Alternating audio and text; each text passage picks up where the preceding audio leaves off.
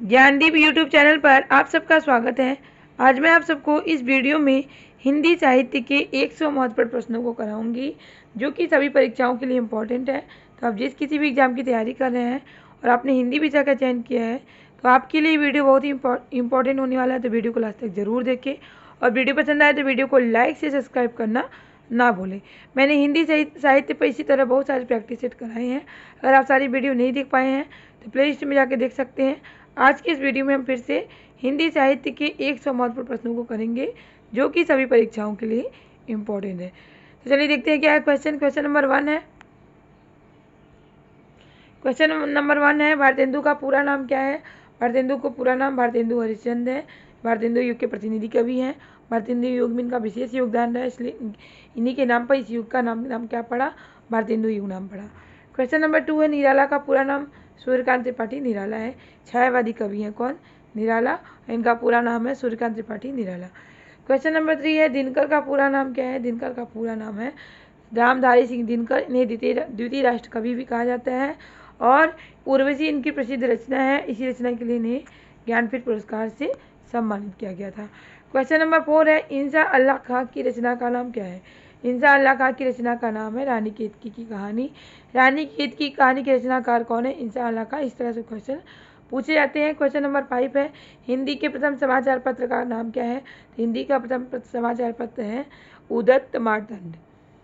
Question number 6 है, पुष्प की अभिलाषा किसकी रचना है? पुष्प की अभिलाषा माखनलाल चतुर्वेदी की रचना है, जो जिन्हें एक भारतीय आत्मा के नाम से जाने जाते हैं। क्वेश्चन नंबर 7 है, छायावाद के पश्चात हिंदी कविता में कौन सा वाद आया? छायावाद के बाद कौन सा वाद आया था? प्रगतिवाद। कौन सा वाद आया था छायावाद के बाद? प्रगतिवाद।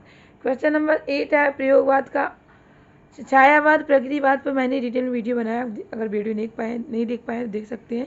छायावाद प्रगतिवाद के रचनाकार पर मैंने चर्चा किया है, वीडियो देख सकते हैं आप। क्वेश्चन नंबर 8 है, प्रयोगवाद का आरंभ किस सन से हुआ है? तो 1943 में हुआ है। क्वेश्चन नंबर 9 है, प्रेत का बयान कविता किस कवि की है? तो नागार्जुन की कविता है क्या? प्रेत का बयान, और एक कविता विधा की रचना है। क्वेश्चन नंबर 10 है, नौ गीत की घोषणा किसने की थी? नौ गीत की घोषणा वीरेंद्र मिश्र ने की थी। क्वेश्चन नंबर 11 है, तार सप्तक कब प्रकाशित हुआ था? तार सप्तक 1943 में प्रकाशित हुआ था। तार सप्तक कब प्रकाशित हुआ था? 1900 एक मिनट, यहाँ पे तीसरा तार सप्तक पूछा जा रहा है। यहाँ पे कौन सा सप्तक पूछा जा रहा है? कितने सप्तक है? 4 सप्तक है। अगर तार सप्तक का संपादन कब हुआ था? 1943 में हुआ था। लेकिन तीसरा सप्तक यहाँ पे पूछा जा रहा है, तो तीसरा सप्तक का संपादन कब हुआ था, कब प्रकाशित हुआ था? 1959 ईस्वी में। क्वेश्चन नंबर 12 है, सरस्वती पत्रिका के संपादक का नाम क्या है? सरस्वती पत्रिका कब प्रकाशित हुई थी? 1900 ईस्वी में हुई थी। जब 1900 ईस्वी में सरस्वती पत्रिका संपादित हुई थी तब इसके संपादक कौन थे? श्याम सुंदर दास थे। कौन थे? श्याम सुंदर दास थे। लेकिन महावीर प्रसाद द्विवेदी सरस्वती पत्रिका के संपादक कब हुए थे? 1903 में। तो यहाँ पे पूछा जा रहा है कि सरस्वती पत्रिका के संपादक का नाम क्या है? महावीर प्रसाद द्विवेदी। प्रथम संपादक पूछा जाएगा तो आपको श्याम सुंदर दास पे टिक करना होगा। क्वेश्चन नंबर 13 है, गिल क्राइट्स किस कॉलेज के प्रोफेसर थे? तो फोर्ट विलियम कॉलेज, जो कि कलकत्ता में है, कि क्या थे? प्रोफेसर थे। क्वेश्चन नंबर 14 है, रांगे रागों के किसी उपन्यास का नाम बताइए? तो मुर्दों का टीला उपन्यास विधा की रचना है। इसके रचनाकार कौन है? उपन्यासकार कौन है? रांगे राघव।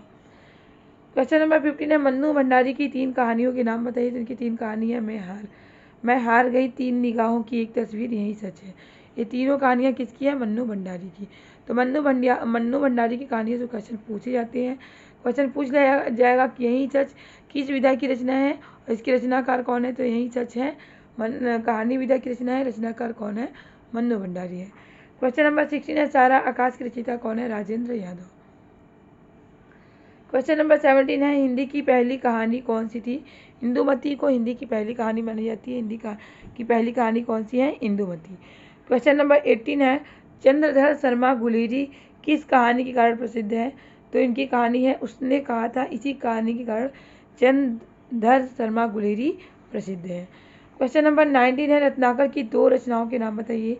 तो रत्नाकर की 2 रचनाएं क्या है? उद्धव शतक और गंगावतरण। ये दोनों रचनाएं किसकी है? रत्नाकर की है। क्वेश्चन पूछ लिया जाता है गंगावतरण के रचनाकार कौन है? रत्नाकर हैं। उद्धव शतक के रचनाकार कौन है? रत्नाकर हैं। क्वेश्चन नंबर 20 है, पद्माकर की किन्हीं 2 पुस्तकों के नाम बताइए। तो पद्माकर की 2 पुस्तक है पद्माभरण और हिम्मत बहादुर बिरदावली। ये क्वेश्चन कई बार पूछा जा चुका है। हिम्मत बहादुर बिरदावली के रचनाकार कौन है? पद्माकर है।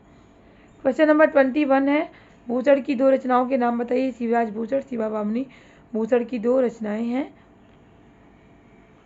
क्वेश्चन नंबर 22 है, साठोत्तरी कविता की 4 आंदोलनों के नाम बताइए। तो अकविता, अति कविता, अस्वीकृत कविता, विद्रोही पीढ़ी की कविता है। ये साठोत्तरी कविता की 4 आंदोलनों के क्या है? नाम है। क्वेश्चन नंबर 23 है, वार्णिक छंदों में रचित खड़ी बोली हिंदी के महाकाव्य का नाम बताइए। खड़ी बोली हिंदी का प्रथम महाकाव्य कौन सा है जो कि वार्णिक छंदों में है? तो प्रिय प्रवास, जो कि अयोध्या सिंह उपाध्याय हरिऔध की रचना है। इसे खड़ी बोली हिंदी का प्रथम महाकाव्य माना जाता है। किसे? प्रिय प्रवास, जो कि हरिऔध की रचना है। क्वेश्चन नंबर 24 है, सन 1943 में कौन सा वाद प्रारंभ हुआ था? तो प्रयोगवाद 1943 में प्रारंभ हुआ था। क्वेश्चन नंबर 25 है, माखनलाल चतुर्वेदी का उपनाम क्या है? एक भारतीय आत्मा के नाम से जाने जाते हैं। कौन? माखनलाल चतुर्वेदी। क्वेश्चन नंबर 26 है, माखनलाल चतुर्वेदी किस पत्र के संपादक है? कर्मवीर पत्र के संपादक है। पत्र पत्रिकाओं से एग्जाम में क्वेश्चन पूछे जाते हैं, तो मैंने पत्र पत्रिकाओं पर वीडियो बनाया, अगर आप नहीं देख पाए हैं तो देख लीजिएगा। तो पत्र के संपादक कौन है? माखनलाल चतुर्वेदी। किस पत्र के संपादक है? कर्मवीर, या कर्मवीर पत्र के संपादक कौन है? माखनलाल चतुर्वेदी। क्वेश्चन नंबर 27 है, गोदान के रचयिता कौन है? गोदान क्या है? उपन्यास है। उपन्यास विधा की रचना है। रचनाकार कौन है? मुंशी प्रेमचंद। क्वेश्चन नंबर 28 है, त्यागपत्र की रचयिता रचनाकार कौन है? जैनेन्द्र कुमार। क्वेश्चन नंबर 29 है, साकेत की भाषा कौन सी है? खड़ी बोली।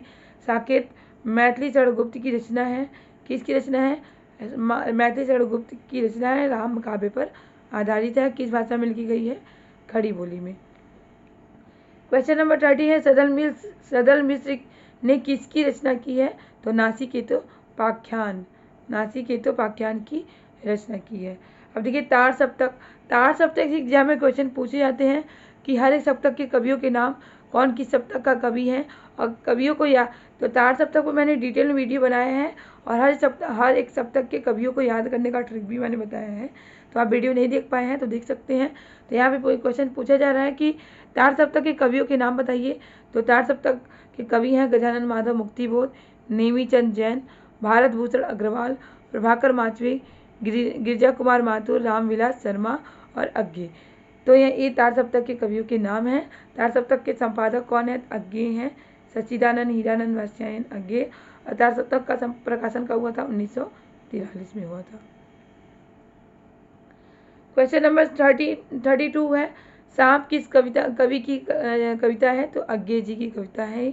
क्वेश्चन नंबर 33 है, विद्या निवास मिश्र किस विधा के रचनाकार हैं? तो ललित निबंध विधा के क्या है? रचनाकार है। कौन?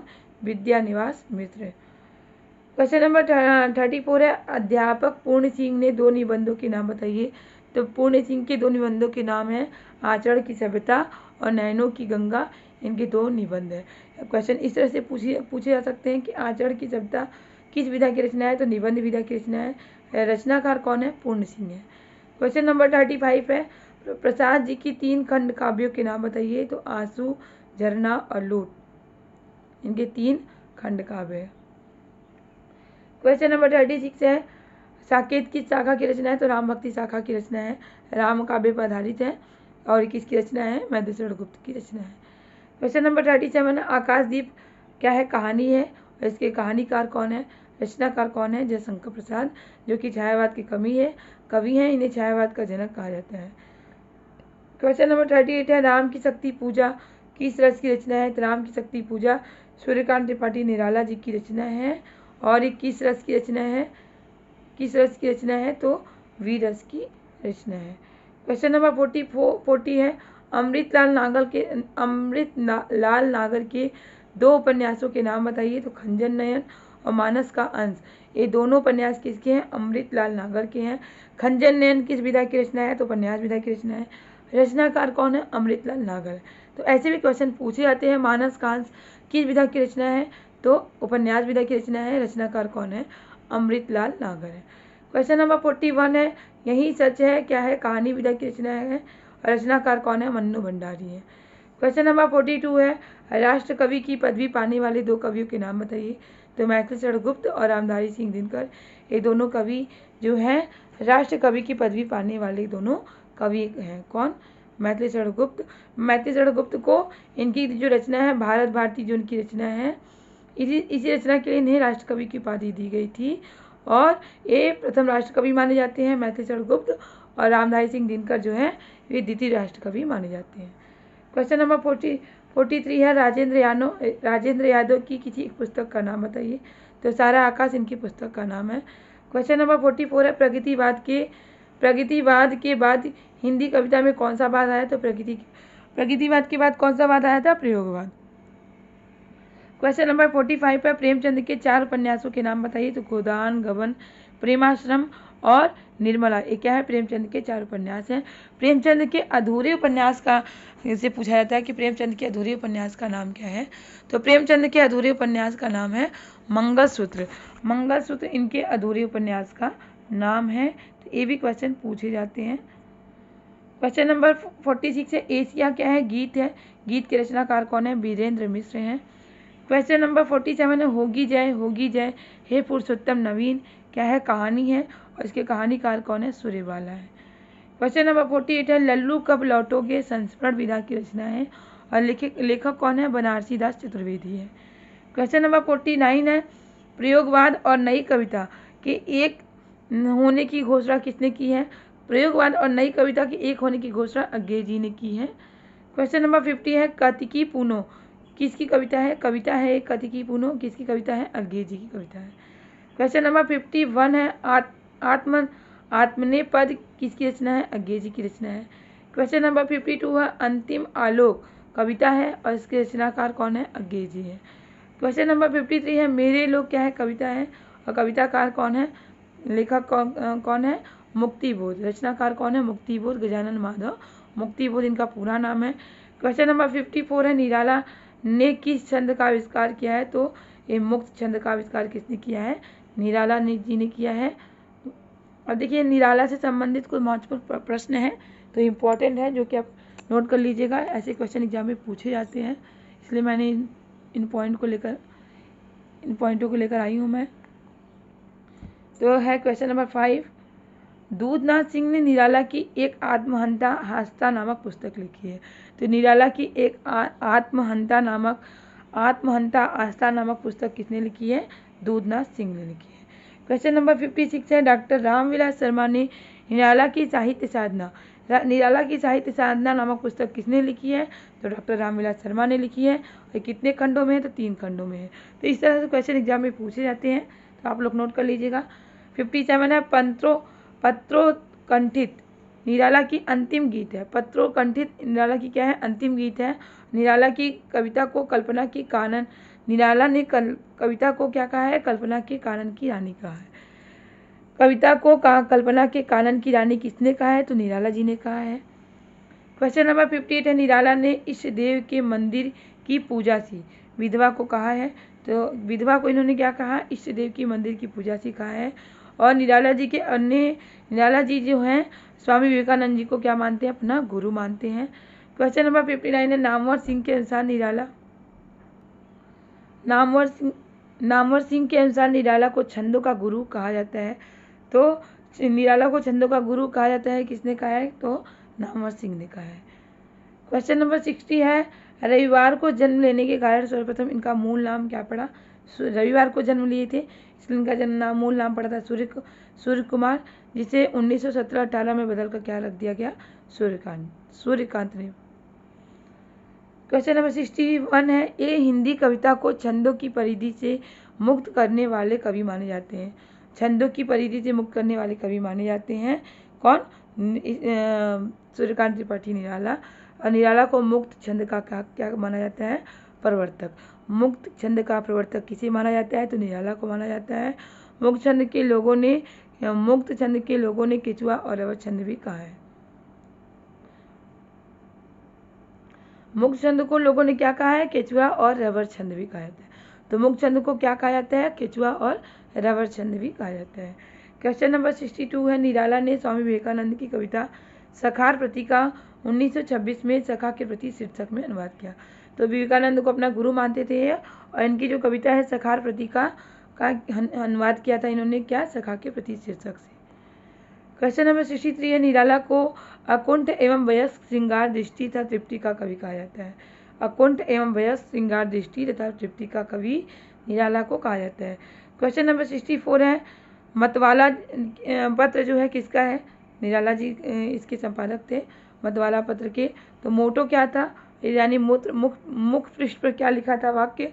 अमीय गरल शशि सीकर रविकर राग विराग भरा प्याला पीते हैं जो साधक उसका प्यारा है मतवाला। तो ये इसका मोटो है, क्या? मतवाला पत्र का मोटो है। मतवाला पत्र का उद्देश्य वाक्य क्या है? तो ये भी क्वेश्चन पूछ लिए जाते हैं। तो इसका मुख्य उद्देश्य वाक्य है अमीर गरल शशि सीकर रविकर राग विराग भरा प्याला। तो इसका उद्देश्य वाक्य है, मतवाला पत्रिका का उद्देश्य वाक्य है।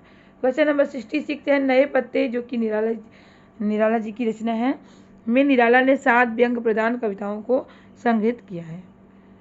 क्वेश्चन नंबर 67 है, सरोज स्मृति जो कि निराला जी की रचना है, क्या है? एक शोक गीत है।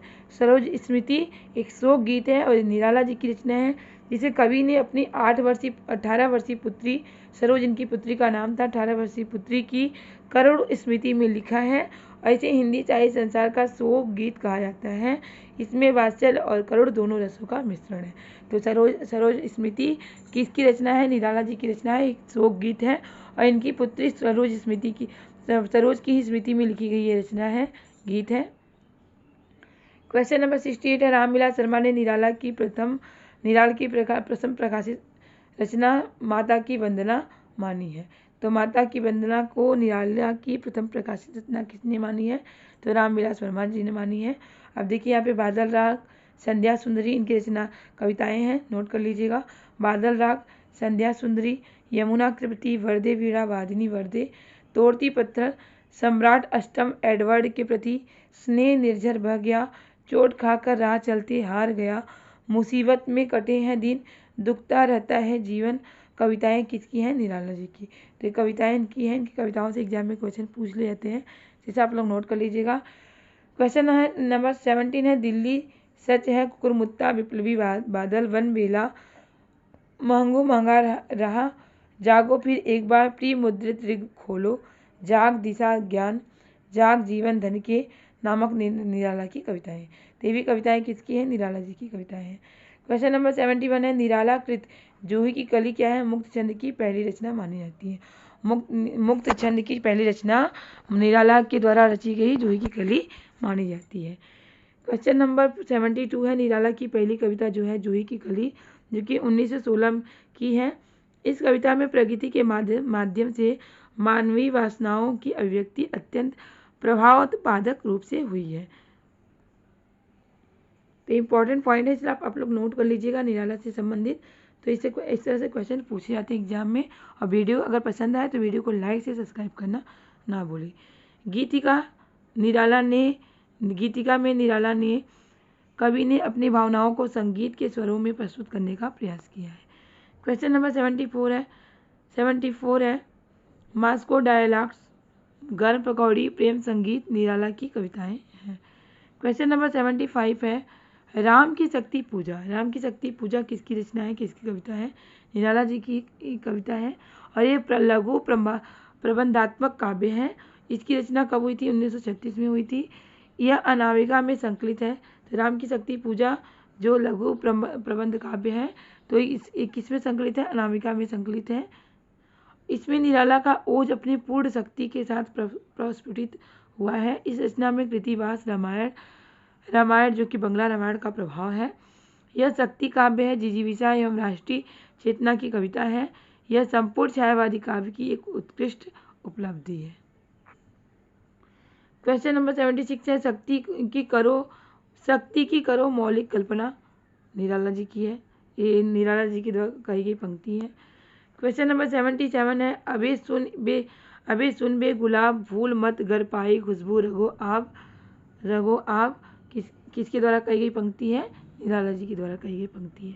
क्वेश्चन नंबर 78 है तुम तुंग हिमालय श्रृंग और मैं चंचल गति सुर सहिता, तुम विमल हृदय उच्छ्वास और मैं कांत कामिनी कविता, किसके द्वारा कही गई पंक्ति है? निराला जी के द्वारा कही गई पंक्ति है। इंपॉर्टेंट पंक्ति है, इसे आप लोग नोट कर लीजिएगा। क्वेश्चन नंबर 79 है दिक जीवन जो पाता ही आया है विरोध, दिक साधन जिसके लिए सदा ही किया शोध, किसके द्वारा कही गई पंक्ति है? निराला जी के द्वारा कही गई पंक्ति है। क्वेश्चन नंबर 80 है निर्दय उस नाटक में निपट निठुराई की झोंकों की झाड़ियों से सुंदर सुकुमार देह सारी झकझोर डाली, किसके द्वारा कही गई है? निराला जी के द्वारा कही गई। क्वेश्चन नंबर 81 है भाव की मुक्ति छंदों की भी मुक्ति चाहती है, यहाँ भाषा भाव छंद तीनों स्वच्छंद है, तो निराला जी के द्वारा कही गई है। क्वेश्चन नंबर 82 है हिंदी साहित्य का वैज्ञानिक इतिहास। हिंदी साहित्य का वैज्ञानिक इतिहास जो कि दो खंडों में है, किसके द्वारा लिखी गई पुस्तक है? तो गणपति चंद्रगुप्त के द्वारा लिखी गई पुस्तक है। क्वेश्चन नंबर 83 है हिंदी साहित्य का आदिकाल किसके द्वारा लिखी गई पुस्तक है? तो आचार्य प्रसाद द्विवेदी के द्वारा लिखी गई पुस्तक। क्वेश्चन नंबर 84 है हिंदी साहित्य की भूमिका, आचार्य प्रसाद द्विवेदी की रचना है। क्वेश्चन नंबर 85 है आचार्य आचार्य प्रसाद द्विवेदी को केंद्र में रखकर लिखी गई पुस्तक का नाम क्या है? व्योमकेश दरवेश विश्वनाथ त्रिपाठी, यह एक जीवनी पुस्तक है। जो व्योमकेश दरवेश विश्वनाथ त्रिपाठी की रचना है पुस्तक है, और किसको केंद्र में रखकर लिखी गई पुस्तक है? आचार्य प्रसाद द्विवेदी जी को केंद्र में रखकर लिखी गई पुस्तक है, और कैसी पुस्तक है? जीवनी पुस्तक है। क्वेश्चन नंबर 86 है कमल का मजदूर, ये प्रेमचंद की जीवनी के लेखक कौन है?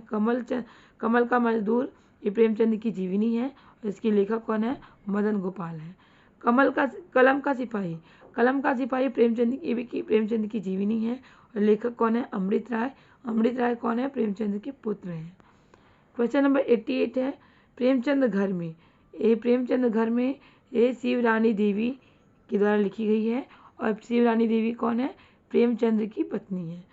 क्वेश्चन नंबर 89 है आवारा मसीहा किसकी जीवनी पुस्तक है? आवारा मसीहा जीवनी पुस्तक है, और किसकी जीवनी पुस्तक है? शरद चंद्र चटर्जी की है। इस पुस्तक के लेखक कौन है? विष्णु प्रभाकर। तो क्वेश्चन इस तरह से पूछे जाते हैं कि आवारा मसीहा किस विधा की रचना है? तो जीवनी विधा की रचना है। लेखक कौन है इसके? तो विष्णु प्रभाकर हैं। और किसकी जीवनी लिखी गई है? तो शरद चंद्र चटर्जी की जीवनी पुस्तक है। क्वेश्चन नंबर 19 है भारतेंदु हरिश्चंद्र शीर्षक जीवनी किसने लिखी है? तो भारतेंदु हरिश्चंद्र ये भी क्या है? जीवनी है। और किसने लिखी है? ब्रजरत्न दास जी ने लिखी है। क्वेश्चन नंबर 91 है कुआनो नदी कविता संग्रह है, और कवि कौन है? सर्वेश्वर दयाल सक्सेना है। बकरी क्या है? नाटक विधा की रचना है, और नाटककार कौन है? सर्वेश्वर दयाल सक्सेना है। क्वेश्चन नंबर 93 है 2021 व्यास सम्मान किसे प्रदान किया गया था? तो असगर वजाहत को महाबली नाटक के लिए प्रदान किया गया था। क्वेश्चन नंबर 94 है भारत भारती पुरस्कार कौन सा संस्थान प्रदान करता है? तो हिंदी संस्थान, उत्तर प्रदेश हिंदी संस्थान, जो कि लखनऊ में भारत भारती पुरस्कार प्रदान करता है। क्वेश्चन नंबर 95 है रामधारी सिंह दिनकर किस रचना पर? रामधारी सिंह दिनकर जिन्हें कि द्वितीय राष्ट्र कवि माना जाता है, और इन्हें किस रचना पर ज्ञानपीठ पुरस्कार प्राप्त हुआ था? उर्वशी रचना पर इन्हें ज्ञानपीठ पुरस्कार प्राप्त हुआ था। क्वेश्चन नंबर 96 है पंत को किस काव्यकृति के लिए ज्ञानपीठ पुरस्कार प्राप्त हुआ था? सुमित्रानंद पंत को चिदम्बरा के लिए ज्ञानपीठ पुरस्कार प्राप्त हुआ था। क्वेश्चन नंबर 97 है प्रथम विश्व हिंदी सम्मेलन कहाँ हुआ था? तो नागपुर में हुआ था। 10-12 जनवरी 1975 ईस्वी को प्रथम विश्व हिंदी सम्मेलन कहाँ भी हुआ था? नागपुर में हुआ था। क्वेश्चन नंबर 98 है नाथ पंथ और संत साहित्य में प्रयुक्त सुरती शब्द का अर्थ क्या है? तो नाथ पंथ और संत साहित्य में सुरती शब्द का अर्थ क्या है? ध्यान योग है। क्वेश्चन नंबर 99 है ऋतु वर्णन तो इनके ऐसा किसी सिंगारी कवि ने नहीं किया, शुक्ल जी ने किसके विषय में ऐसा कहा है? तो सेनापति के संदर्भ में कहा है। लास्ट क्वेश्चन है क्वेश्चन नंबर 100। आचार्य रामचंद्र शुक्ल ने महाकवि सूरदास जी को क्या कहा है? जीवनोत्सव का कवि कहा है। सूरदास जो कि भक्ति काल के सगुण काव्यधारा के कृष्णाश्रयी शाखा के प्रतिनिधि कवि हैं। इन्हें जीवनोत्सव का कवि किसने कहा है? रामचंद्र शुक्ल ने कहा है। एक लास्ट क्वेश्चन है क्वेश्चन नंबर 101 जो कि आप लोगों के लिए है। अगर आपको इसका आंसर पता है कमेंट बॉक्स में आंसर जरूर बताइएगा। कविता करते तुलसी नल से कविता लसी पा तुलसी की कला, यह पंक्ति किस कवि की है? तो ऑप्शन ए है अयोध्या सिंह उपाध्याय हरिओद, मैसेसर गुप्त, रामधारी सिंह दिनकर आगे। तो किसके द्वारा कही गई पंक्ति है? अगर आपको आंसर पता है तो कमेंट बॉक्स में आंसर जरूर बताइएगा। तो उम्मीद है कि आपको वीडियो जरूर पसंद आया होगा। वीडियो पसंद आए तो वीडियो को लाइक से सब्सक्राइब करना ना भूलें, क्योंकि आपका लाइक से सब्सक्राइब ही हमें मोटिवेट करता है इस तरह के क्वेश्चन, इस तरह के टॉपिक लाने के लिए, जिससे आपकी अच्छी तैयारी हो सके और आप अपने एग्जाम में सफल हो सके। इसी तरह के क्वेश्चन, इसी तरह के टॉपिक की तैयारी करने के लिए हमारे चैनल से जुड़े रहें। तब तक के लिए मिलते हैं नेक्स्ट क्लास में। बाय।